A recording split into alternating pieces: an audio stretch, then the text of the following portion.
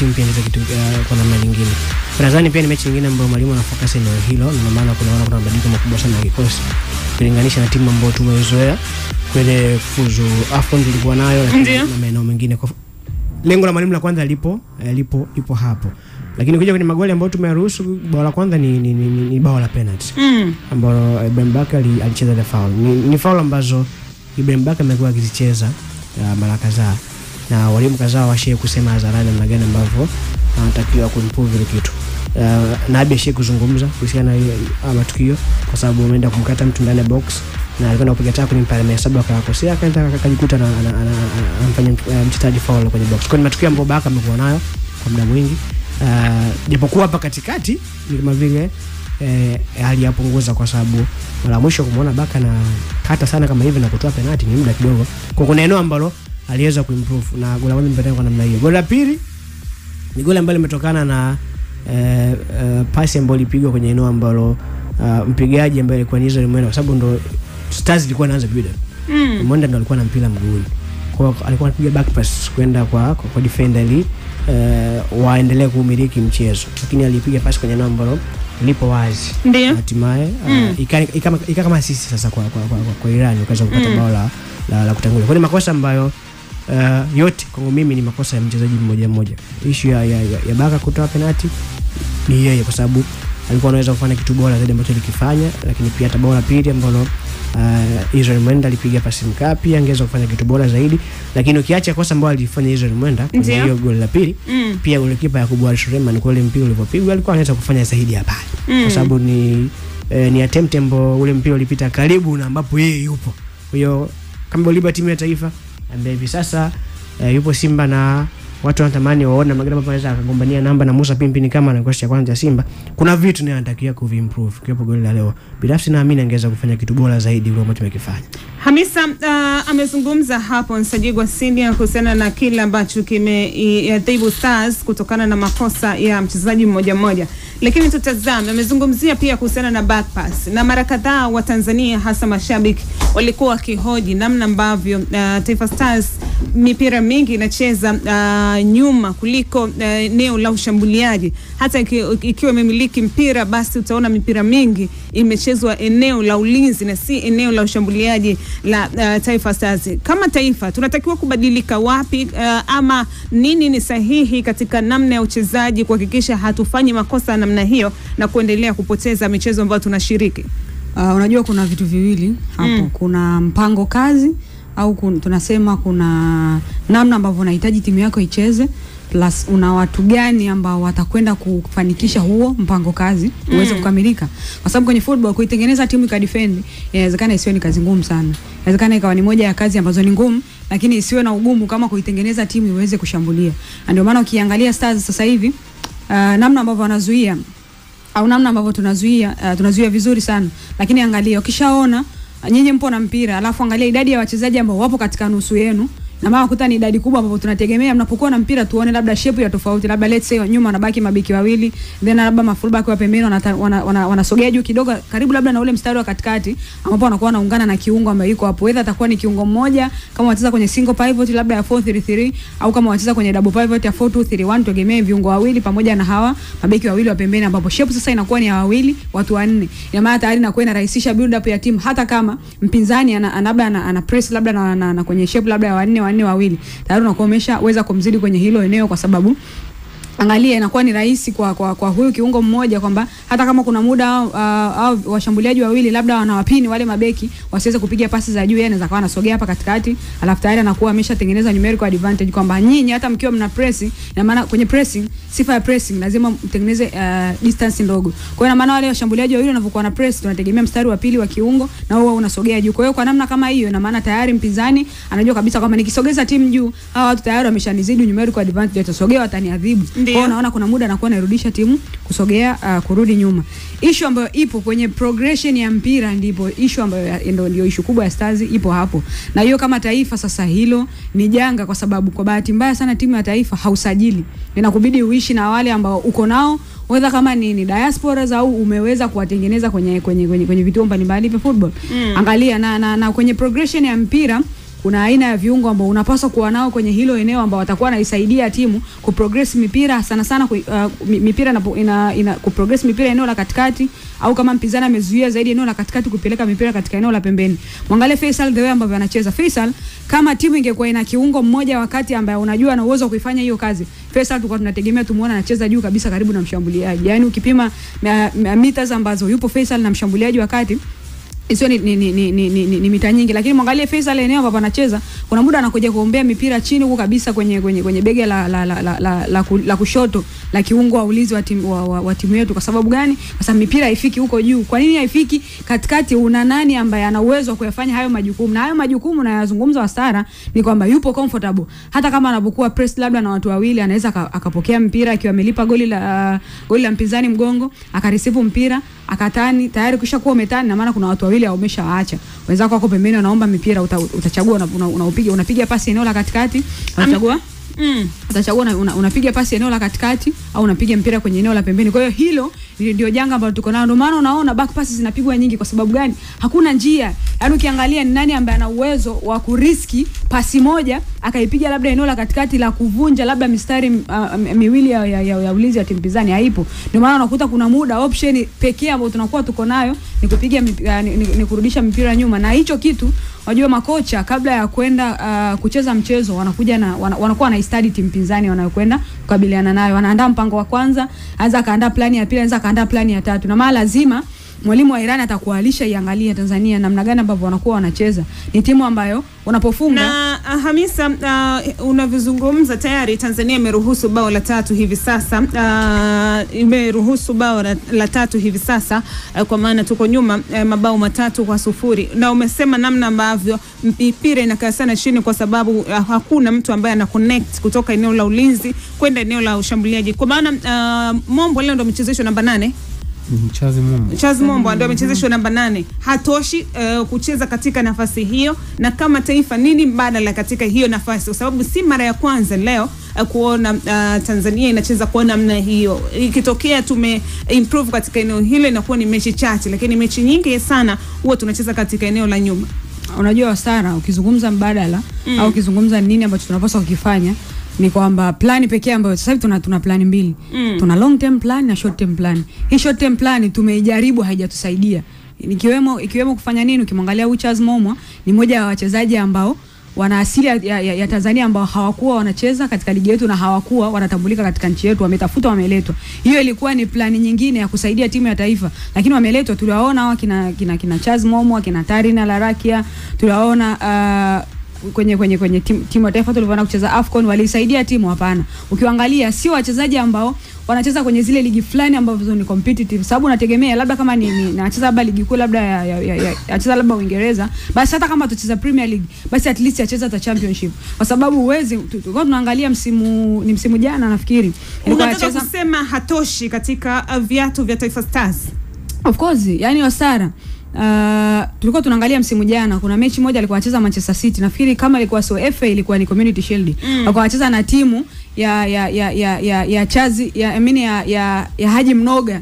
Ilikuwa ni timu sio daraja la ngapi huko, yani utegemei na timu City alishinda kama goli 6-7 hivi. Yani hatoki kwenye ligi ambayo ni ya kiushindani kiasi kwamba unapokuja kumchukua anaweza kuna kitu akaja kukiongeza. Kwa hiyo unakuja kukuta sasa hawa wachezaji ambao tumewatoa nje na hawa kwetu ambao tuko nao hawajapishana kitu kikubwa sana. Kwa hiyo unakuta hakuna hiyo faida hatuipati. Sababu wenzetu angalia sasa hivi timu ambazo zinafaika na diasporas wao, yani wamewaleta alafu wakija kuunganisha na wachezaji wao, unaona utofauti mkubwa wa viwango ambao wapo nao. Kwa hiyo kwangu kwa sasa hivi na tuweke sawa, goli la 3 la Iran limefutwa kutokana na mchezaji wa Iran kugusa mpira kwa mkono. Kwa hiyo bado tuko nyuma kwa mabao 2-0, nasema 3-0. Okay. Kwa hiyo unakuja kukuta sasa kutokana na jinsi ambavyo mambo yapo, ni ngumu kwa sasa hivi kusema una uwezo wa kusolve kesi ya Stars. Mimi binafsi lazima niseme ukweli, kila siku huwa nikikaa hapa nasema sisi kama taifa tunajaribu kutumia njia ambayo football inakataa. Yaani sisi njia ambayo tunapita sayansi ya mpira haikubali tupite huko, na ndio maana unaona kuna timu ambazo tutapata matokeo kwa sababu sisi ambapo tupo inawezekana tupo nyuma, lakini kuna ambao wapo nyuma zaidi yetu. Ndio maana tukikutana nao tunaonyesha, na ndio maana sasa hivi Stars inawezekana kashinda labda mechi dhidi ya timu fulani, kacheza mechi dhidi ya timu fulani, lakini ukija kuangalia unakuja kukuta labda ni kitu kama fluke au labda ni hamasa ndio yamepelekea pale, lakini sayansi ya mpira ambayo inapaswa iwepo hapo haipo. Wasara kila siku wanasema hapa, falsafa yenyewe wa TFF ambao wako nayo ni kwamba timu ya taifa icheze mpira mzuri, ifunge magoli mengi na iwe na idadi kubwa ya wachezaji ambao wamelelewa katika vituo mbalimbali vya kukuza mpira. Tuje tuangalie timu inacheza mpira mzuri, tumeshatoka kwenye falsafa ya TFF. Timu inafunga magoli mengi, tumeshatoka kwenye hiyo falsafa.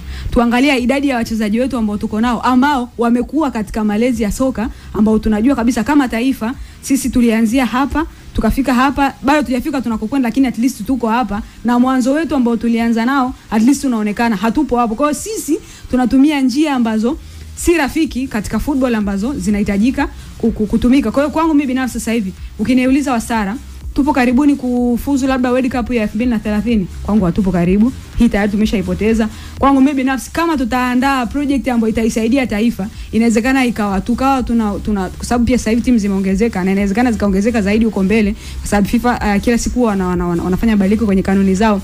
Inawezekana labda World Cup ya 2034 ndio tukawa tuna timu ambayo tunajua tunaenda uwanjani kutafuta alama. Kwa sababu gani? Sababu nimejipa interval ya muda ambao tunaweza kuutumia. Sasa hivi kizungumza 2034, inawezekana ikawa kama miaka 9, miaka 8 hivi. Ni miaka ambayo una uwezo kuisuka timu ya taifa ambayo itakuja kukupa ushindani. Huwa mara nyingi nazungumza mfano hapa wa Morocco.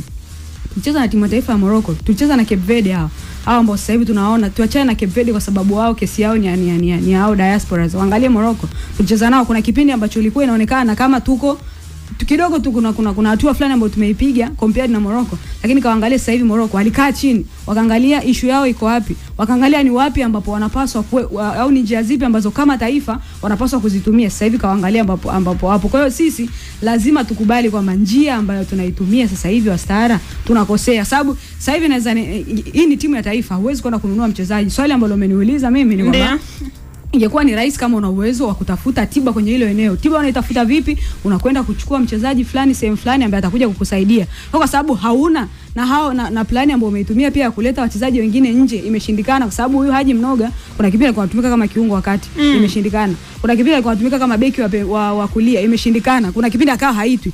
Mchezaji wa Sara amecheza vizuri, ambaye unajua kabisa anapokuwa kwenye timu anakupa kile ambacho unakihitaji. Kama mwalimu huwezi kumwacha. Ina maana kuachwa kwake ni kwamba hajatibu tatizo ambalo tupo nalo.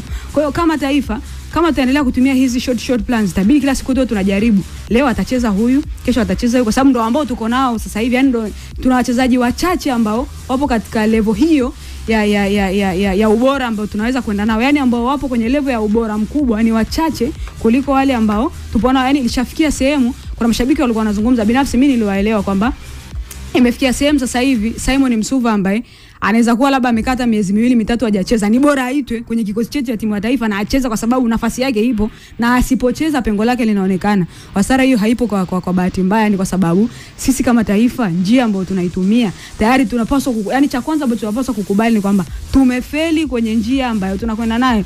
Inawezekana ikawa Hemed Suleiman Morocco ni tatizo kwenye timu ya taifa, inawezekana ikawa ni tatizo, lakini kama ni tatizo basi inawezekana ni tatizo la mwisho kabisa. Yani tuna matatizo yetu ni kama ambavyo huko ukiwa shule ya sekondari ukiambiwa mention causes of poverty, utataja nyingi, yani ziko nyingi. Ya mwisho sasa ile ambayo unahitaji ambayo haina mashiko kama Hemed Suleiman Morocco, lakini sisi tuna shida zetu nyingi kubwa ambazo hazihusiani kabisa na Hemed. Sababu hazihusiani na kocha. Hazihusiani na kocha. Yani inawezekana zikawa tatizo la kocha alipo, lakini kwa uchache mno, yani kama taifa una watu gani ambao una uhakika kabisa kwamba huyu kocha huyu alipaswa kumtumia katika majukumu haya, imeshindikana. Wewe kocha una shida, sababu uwezo wako wa kimbinu ni mdogo, kwa sababu tuna watu haiwezekani mchezaji ameshindwa kufiti katika mfumo wako. Yaani ukiangalia hata wachezaji ambao tuko nao hawapo katika daraja hilo la kusema unaweza kumrushia mapanga Hemed Suleiman Morocco moja kwa moja. Kwa hiyo kama taifa ni lazima tukubali njia ambayo tunaitumia tumekwama, na lazima sasa tutafute tiba. Tunakwenda vipi? Hii timu ya taifa tunaitengeneza vipi? Hii timu ya taifa Wastara haijengwi kwa hamasa. Hii ni football. Yani hamasa na nilikuwa natazama jana wakati Cape Verde inaandika historia ya kufuzu kwa mara ya kwanza katika michuano ya kombe la dunia, nikawa napitia some comments katika mitandao ya kijamii. Niliona Watanzania wengi namna ambavyo wamesikitika. Ukirudi miaka ya nyuma wakati tuna qualify AFCON 2019 Cape Verde tuliwafunga na kupata nafasi ya kufuzu katika michuano ya AFCON, lakini this time tunatafuta nafasi ya kufuzu kombe la dunia. Tanzania tumemaliza nafasi ya 3 kwenye msimamo wa kundi. Hatuna hata ile option ya kwenda kucheza playoff. Na yani shida iko wapi Eben kwa Tanzania kushindwa kuwa na mpango wa muda mrefu kwenye kikosi cha timu ya taifa na kupata suluhisho, na badala yake tunakuwa na mipango mifupi ambayo wakati mwingine timu inaenda inafanya vizuri, mipango ile mifupi ikiisha timu inarejea ilikotoka. Mimi nadhani maendeleo ambayo vilabu wanayafanya nadhani yamewaspoili watu wengi. Yeye ndo yameingia hadi kwenye akili kidogo za viongozi wengine ambao wanahusiana na timu ya taifa. Kwa pressure ambayo unaiona sasa hivi iko kwa Simba na Yanga kwamba watu wanawaza nusu finali za CAF Champions League, watu wanawaza finali za CAF Confederation Cup. Mafanikio yale watu wameingiza kwenye issue ya taifa. Na niligusia hapa, ukiangalia timu yetu ya taifa kwa namna moja hivi, unakuja kugundua karibia 80% tunategemea pool za talent ambazo zinacheza ligi yetu ya ndani. Ambapo sasa hao wachezaji ndio utakuta Simba, Yanga, Azam. Inapotokea sasa hao wachezaji walioko nje ambao tunawategemea waongezee nyama kwenye kikosi, wanapokuwa wamedrop form au time yao imeenda kwamba miaka imepungua, miaka imeenda, watu umri umeenda kidogo, kwa hiyo utegemea kuona ile quality, wale wanaobidi wajazilizo nafasi, wengi wao wamekuwa wanashindwa kukopa na mazingira hayo. Kwa hiyo mara nyingi timu yetu taifa imejikuta kwenye mgandamiko, yani wa kutaka kukizi mahitaji ya kufika sehemu fulani kwenye mafanikio ya mashindano ambayo hatujawahi fika, huku kwenye mazingira pia ya kutengeneza kizazi kipya cha timu yetu ya taifa, jambo ambalo sasa tumeshindwa kuchagua kipi cha msingi. Sasa ndo hapo sasa inakuja pressure. Unaona administrations, wadau wanatamani tufuzu AFCON kwa sababu ni kitu ambacho tumekuwa tunafanya hivi karibuni. Kwa hiyo kama timu TFF wanafanyaje? Kwenye AFCON imekuwa si ngumu tena kwa sababu tumefuzu ile 2023 inachezeka 24 kisa miaka mitatu. Tumefuzu pia hii 2025 ambayo inafanyika pale Morocco, lakini shida inakuwa hata huko tunakoenda AFCON nini ambacho kama taifa tunakipata, matokeo gani? Ni ngumu kwa sababu hatuna quality. Yani unajua kuna muda walikuja na hiyo plan kwamba ya kuchukua wachezaji wanaocheza ligi za nje. Yes, unachukua wachezaji wanaocheza ligi za nje. Unachukua wachezaji wa aina gani? Unajua mimi nikiangalia ile program ya TFF walioifanya ya kuleta wachezaji wa kutoka ligi za nje huko kwamba diaspora. Mimi nilikuwa wa kwanza kunyoosha mkono kabisa, nikasema wachezaji wengi ni wachezaji wa kawaida. Hamisa amesema hawatofautiani sana, ila mimi nadiliki kusema wachezaji hao viwango vyao ni vya kawaida, bora hata wale ambao tunawachukua kwenye ligi zetu. Yani ambacho atakupa mtu kama Idinado ambacho tumeona anatupa kwenye timu ya taifa. Sijaona wingers ambao wanatoka nje wanakupa. Yani japokuwa sio kwamba Idinado unasema anakupa ile quality fulani kubwa, lakini hao hata wanaokuja wamekuwa hata wafikii kile ambacho amekuwa anakupa Idinado. Same hata kwa eneo la center backs. Unaona hao walinzi ambao tunao, ma fullback. Leo unamleta huyo mtu kama tunasema Haji kwamba ni beki mzuri, lakini leo nikikuwekea tu na Kapombe, wewe utamchagua Kapombe. Kwa hiyo tumekuja na mikakati ambayo ni haraka ambao haina suluhisho. Kama tungekuwa na mkakati kwamba tunaenda kuchukua wachezaji nje ambao ni quality, ingetusaidia, lakini hata wachezaji nje ambao hatuna ni quality. Kwa hiyo sasa issue kubwa ya hapa ni kutengeneza mazingira ya kutengeneza msingi ambao ni mzuri. Unajua msingi ndio huwa unatoa matawi ya kila kitu. Kama unatengeneza msingi wa kutengeneza wachezaji kama ambavyo TFF wanafanya, kitu ambacho nilikuwa nawapongeza sana. Vituo vya kukuza vipaji viko vingi nchini. Tanga tunavyo, hapa Dar tu yenyewe viko kibao. Yes, unatengeneza hiyo miradi, unapata wachezaji. Wakitoka hapo wanaenda wapi? Tumekuwa tupati majibu sahihi. Wachezaji ambao tumekuwa tunawabahatisha ni wachache mno. Eben, kwa hiko ambacho unakizungumza, wachezaji ambao wanapatikana katika vituo mbalimbali ama kwenye academies mbalimbali, wachezaji wale ambao walikuwa wamestahili kuwa upgrade kwenda katika grade inayofuata, wengi wanacheza soka la Tanzania na nje ya Tanzania. Ukichukua ile AFCON 2017 unaweza ndo mfano wenu pekee ambao mnaoge. Hata iliyofuata pia unaweza ukakuta watu 5 hadi 6 ambao wamefanya vizuri. Chukua 2019 kina Kelvin, kina Foba, kina Morris, ni hao ambao unawapata. lakini umewachukua muda gani au unawataja kuja timu ya taifa? Morris unamuona sasa hivi, Foba ndo unamuona sasa hivi. Morris alikuwa hata kabla. Foba ndo unamuona sasa hivi timu ya taifa. Ni kutoka timu ambayo anacheza kwa pata nafasi. Kwa hiyo kama sasa kwenye klabu Foba ameanza kucheza hata mtoka msimu juzi. Aje kwa kulipa namba 1 Azam kwa msimu mzima kwamba huyu ndo goli namba 1. Lakini katika kwamba yana performance umuite mbele ya Heshima. Lakini katika misimu magolikipa si watatu. Sawa. Lakini katika misimu ambayo imepita Azam misimu mitatu. Hakuna msimu Foba hajacheza mechi zilizopungua 5 mpaka 8. Kila msimu mechi 30 za ligi kucheza mechi 5 haitoshi wewe kwa timu ya taifa. Ni pool. Kuna mtu mwingine huko kila siku anacheza yeye na anafanya vizuri. Wapo ambao wachezi. Msuva tumetolea mfano Msuva. Na wewe ndio ulikuwa wa kwanza kusema hatuna ni kesi chache tu. Ndio na sasa kama ya Foba. Lakini Foba ukiona umeona goli za kwa naruhusu hapa Yakubu. Umeziona? Foba ukiangalia kiwango ambacho anaonyesha sasa hivi ni golikipa ambaye naye alikuwa anabidi apewe nafasi. Lakini kwa kipindi hicho na kisema wewe hakuwa golikipa namba 1 ya Azam. Timu ya taifa kwa msimu timu za michezo mitano kama 30. Timu za taifa za vijana alikuwa anacheza. Za vijana kuna watu wengine wanacheza. Nice alikuwa anacheza, si mmetolea mfano. Mmetolea mfano mtu ambaye alikuwa anapata nafasi timu ya vijana. Mimi ndio shida yangu ndio inakuja hapo. Case study nyingi za hao vijana itakuwa Azam, Simba, Yanga. Baada ya hapo usikizo story. Yaani hiyo ni moja ya shida chache. Ila mimi shida yangu kubwa timu zetu za taifa. Tutakuwa tunawalaumu bure tu. Mimi siwezi kuwa nalaumu timu yangu ya taifa kusema ila ifike robo finali AFCON, ibebe AFCON, sijifuzu World Cup. Binafsi nitakuwa nawapa mahitaji ambayo ni makubwa. Nikiangalia mataifa ambayo yanafanya vizuri. Yaani hapati tutakuwa na mpango mkakati. Huo mpango mkakati wa kuleta hao watu wengi wamekuwa ni watu ambao pia viwango vyao vya mpira ni vizuri. Yaani mpaka leo kama taifa tunatafuta eti kiungo ambaye anaweza kutuliza mpira. Yaani mtu ameweza kucontrol team mpaka leo. Hiyo ni shida, ni kwa sababu hatuna misingi. Lakini tungekuwa na misingi kwamba tayari tumeshatengeneza pool zetu, ni rahisi kufanya choices hata wakati ambapo mnapitia magumu unawasaidia. Kwa sasa hivi tukumaliane kitu kimoja hapa. Kwa ambaye anatusikiliza pia ana nafasi ya kuchangia maoni na kwa sisi ambao tuko hapa studio, nini kama taifa tukifanye hasa na kuanzia katika michuano ya 2025 kwa maana imesalia miezi miwili kuelekea katika AFCON ya pale nchini Morocco, lakini kuelekea 2027 ambako Tanzania inatarajia kuandaa michuano ya AFCON. Hatukuwahi kufuzu. Sasa unaona situations kama hizo. Unaandaa mashindano yako karibu. Uwezi anzisha project tena hapo. Yaani hiyo ndio problem ambayo yuko. Ndio maana nimekwambia tuko kwenye msuguano katikati wa kutimiza mahitaji ambayo inabidi tuyatimize.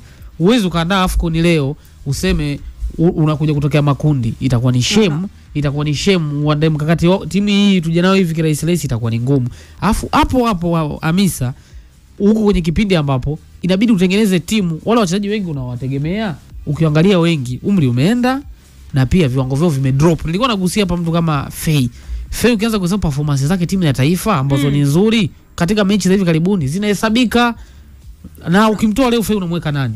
Backup plan imekuwa haipo. Same bado tunawalilia kina Samata, kina Msuva, ni kwa sababu hata pia wanaokuwa wanapata nafasi wakiwa hawapo nao wamekuwa wanashindwa kudeliver. Unajua Eben, hapa wote tunachozungumza hatujatoa solution bado. Nini kama taifa tunapaswa kufanya? Wasara umeuliza kuhusu 2025 2027. Mimi binafsi huo uongo sitaki kuzungumza. Hatupo sasa hivi hapo. Yaani lazima tu low expectations zetu. Kuna measures kama mbili nitazitaja kwangu kulingana na namna ambavyo nimekuwa nikiona baadhi ya mataifa ambayo yamekuwa yakifanikiwa namna ambavyo wanafanya, kwa sababu tukubali kabisa kwamba issue ya diasporas tayari tumefeli. Yaani hatuna wachezaji wenye asili ya Kitanzania ambao wapo nje ambao tunaweza kwenda kuwachukua wakaja kutusaidia. Kwa hiyo mfano wa Cape Verde kwetu sisi hauwezi kufanya kazi kwa sababu wale wamefanikiwa kuwapata wachezaji ambao wana asili ya Cape Verde na ndio hao wamepeleka timu yao katika World Cup. Ninachokiona sasa hivi, juzi nimeona kwenye page ya TFF wameposti watoto wa under 14 nafikiri. Yaani wale ukiwaangalia unaona kabisa hawa ni under 14. Yaani hao unaona ni 13, 12, 11. Hakuna, yani kama taifa lazima tukubali pia kwamba hata issue ya cheating ya miaka ni moja ya vitu ambavyo vinatufelisha katika siwezi nikakaa hapa nikataja umri wa watu, lakini Wastara sasa hivi mimi ukiniangalia kuna umri nikikwambia nao utasema utakubali mdomoni, lakini kimomo utasema Hamisa huu umri ana. Wastara mimi nikikwambia mimi na miaka 18 huwezi kukubali. Ebe nikikwambia mimi na miaka 17 huwezi kukubali. Unaona kabisa huyu kachinja. Juzi wamepostiwa, kwa nini nimetolea mfano, wamepostiwa watoto wa under 14, unaona kabisa hao ni watoto. Yaani hii ni damchanga. Sasa hao ndio tunapaswa sasa hivi kuanza kuenda nao. Tunaenda nao vipi? Mimi binafsi Wastara sio muumini wa kuamini kwamba hawa wachezaji ambao tuko nao tuna uwezo wa kuwalia hapa ndani wakatusaidia kushindana kimataifa. Huo ni uongo, kwa sababu hata mataifa ambayo yanafanya vizuri hapa Afrika, wachezaji wao wengi experience wameipatia nje, hawajaipatia tu hapa ndani. Kaangalia mataifa yote ambayo yamekuwa yakifanya vizuri. Sasa hivi bingwa mtetezi ni nani? Na Ivory Coast. Kamwangalia Ivory Coast, kina nani ambao wanakijenga kile kikosi? Labda Saudi tunauto exception. Na Saudi na Misri. Saudi ashindi. Saudi na Misri. Mara mwisho mara mwisho South Africa kubeba kombe 96 huko. Yaani Saudi mtoe hapo. Yule ashindi makombe. Anachofanya pia vizuri kufika nusu finali shinani AFCON sio masiara. Yani issue unajua issue ninachokizungumza hapa ni Misri mwenyewe hilo kombe la AFCON na mara ya mwisho ni kitambo. Bebe ndo janielewa anachokimaanisha. Amjanielewa wote anachokimaanisha. Ninachokimaanisha mimi ni kwamba hizo timu ambazo zinanufaika, zinafaidika au zinapata makombe, nyingi wachezaji wao wana experience. Umenitajia hapa mfano wa South Africa makombe ashindi kwa sababu hana hiyo experience kwenye timu yake. Juzi walimtoa bwana mdogo nani huyo ambaye sasa hivi alienda achana na Nkota. Walimtoa, alikuwa Mamelodi Sundowns, Cassius Mailula. Kila South Africa alikuwa anatamani aende akacheze ligi shindani. Kwa nini kwa ligi yao si shindani? Kwa nini walikuwa wanamtaka atoke? Kwa sababu walikuwa wanaona inawezekana ikawa ndo daraja la wengine kaishia kurudi Afrika na ashinde makombe. Kwa hiyo mimi nachokiamini Wastara, experience lazima ukaipate nje. Tunafanya nini sasa kwa mfano wa watoto niliowatoa? Hawa sasa hivi ni lazima kama taifa tutafute kuingia mashirikiano na mashirikisho makubwa duniani ambayo yanajua malezi ya soka la vijana. Sio kila taifa limefanikiwa kwenye hilo jambo. Taifa la kwanza mwanzo nikatoa mfano ni Spain. Spain ni moja ya mataifa ambayo yamenufaika sana na katika soka la vijana. Huko ndo sehemu pa kutafuta academies za kufanya nao mashirikiano, kwamba hawa wachezaji wetu ambao tunakuwa tunafanya, inawezekana akawa labda wanamtuma agent wao mmoja wawili wanakuja kuangalia kikosi chetu labda cha under 14 jinsi kilivyo. Watachukua labda wachezaji labda kwa kipindi ambacho wamekuja watachukuliwa wawili watatu. Hamisa wamewahi kuja, unajua tumewahi fanya hapa interview na jamaa wa Wolves walikuja hapa. Yani hicho ninachokizungumza Eben, kuna sehemu ambapo tunakwama. Hamisa kama nimemuelewa kidogo, yani sio watu tu kuja, lakini kama ambavyo walifanya Zambia pengine kuingia mikataba na baadhi ya vituo vya kule Ufaransa, the same na sisi tunatakiwa tufanye hivyo. Shida ni watu walioko kwenye shirikisho. Sio kwamba nani hizi academy hazijawa hapa Tanzania, hapa Dar tu hapa Dar. Kuna timu kama 2 za Ulaya zilikuja wakaingia makubaliano nayo ya kusponsor Juve. Kwa watu wanaokuja, hata FIFA wenyewe huwa anatuma wataalamu kabisa kwenye vituo hivi vya Tanga na Kigamboni, huwa wanakuja kabisa. Na kuna mtaalamu mmoja aliwahi kuja uwanja wa Uhuru kama mwaka 2019 2020, anaitwa Alex Mafo, nimemkumbuka jina. Anachukua kabisa wachezaji anawapeleka kuwakuza huko na kufanya na kuwatafutia timu pale ambako wanakuwa wakubwa, lakini mwisho wa siku wale ambao wanaenda ni talented players. Wewe Wastara, wewe umekaa kwenye mpira utakuwa unaelewa. Unajua Hamisa anakunja Tanzania hivi process zote za mpira watu wanafanya, issue inakuja kwenye decision making. Mimi nakuhakikishia nimeona pool ya vijana wanacheza mpira wengi, inafika muda wa decisions kama hizi under 15 anakuja mkurugenzi na wachezaji wake. Ngoja nimalizie Wastara nani Hamisa, anakuja mkurugenzi na majina yake tayari. Timu za taifa tu hizi tumeisikia kesi za mwalimu kuwa na nani na wachezaji wake. Yaani kuna wachezaji tunawalaumu hawaitwi kwa sababu gani? Kwa sababu tayari mwalimu ana watu wake. Tukiongea hivi watusovu. Yaani hicho unachokiongea wewe, basi tuseme Tanzania tumefeli kwenye mpira, tuwekeze kwenye mpira wa wanawake na basketball. Sababu yani hapa tunachokizungumza sisi ni solution. Hatuzungumzi kama kuna kiongozi alikuwa aleta wachezaji wake ilikuwa pasi huko. Tunazungumza sasa hivi leo. Kama ipo basi tumefeli kwenye mpira wa Tanzania, tuwekeze kwenye vitu vingine. Tumefeli. Hivi mimi sio mpira wa Tanzania unatarajia nini? Hicho kitu nakifahamu mimi. Sisi wewe unakuuliza mpira wa Tanzania unatarajia nini? Nisikilize nikwambie. Hapa tunachokizungumza tutatafuta solution. Sisi tuna timu ya kukuza ya timu ya vijana. Kuna watoto wengi wana talent sana pale. Anachokizungumza Eben sio kama sikijui. Yaani mimi nafundisha watoto nakijua kuliko unavyofikiria. Nakifahamu sana. Hizi nafasi zinapokuja wanaenda watoto wa watu ambao wana nafasi ambao talents hawana. Wapo watoto wengi mitaani wana ubona. Wastara bali na mtoto anaitwa Mkude. Yaani yule Mkude akitoka sasa hivi akaenda kukaa sehemu ambapo anafundishwa soka kweli kweli, kwa sababu huku kwetu sisi bado rasilimali hatuna. Sasa hivi nasema tuna mtoto tunamtafutia academy yote Spain. Yule anakuja kuatishia kwenye timu ya taifa. Na nipo naye pale namuona. Hiyo chance anaipata vipi? Wakati kama taifa ambao wanapatikana wanakwenda huko wanakwenda watu wengine. Kwa sasa hivi lazima hichi tunachokizungumza sasa hivi ndio kama taifa tunatakiwa kutoboka mifuko kuweza kuwagaramikia, kwa sababu kuna